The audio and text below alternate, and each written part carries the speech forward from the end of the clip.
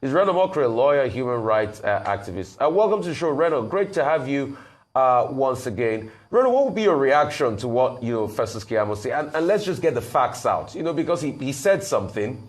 He said that the only time that, and this was what he stated, that the only time that any president deputized for, and the president that was not around, the vice president, was because President Buhari was not around. Yemi Osinbajo was actually acting president. And he said that as against the fact that Atiku Abubakar had no experience, that he never did that and all of that. I think he also went further to say that all the role of the vice president, whatever they suggest as regards the economy and everything, is all advisory. I mean, what's your rebuttal to all of that, he said? Well, it seems that Keyamo is relying on his opinion rather than the law.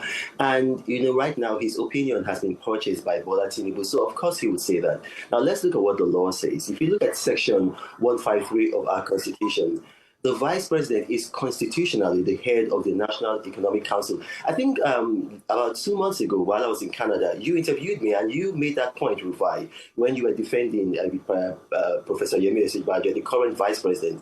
So he is an executive in that position because he heads the National Economic Council. If you look at our Constitution, it's very similar to the United States Constitution because that's where we copied it from.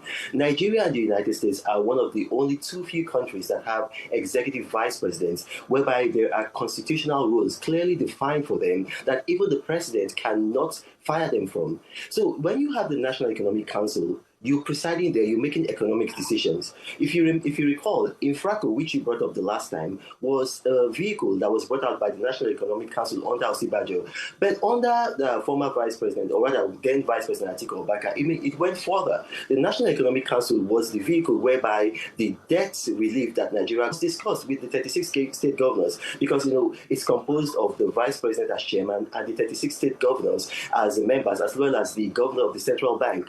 So between 1999 and 2007, when Vice President Atiku Abubakar held sway over the National Economic Council, all the major participants, Bola Tinubu, Rabi Musa Kwankwaso, and Peter Obi, served under him. Look at that word, under him. So he was more like the boss of bosses. So how can you say that the people who served under him had more experience than him? It's not possible. Bola Tinubu served under him 1999 to 2007. Rabi Musa Kwankwaso served under him 1999 to 2003. He wasn't re-elected.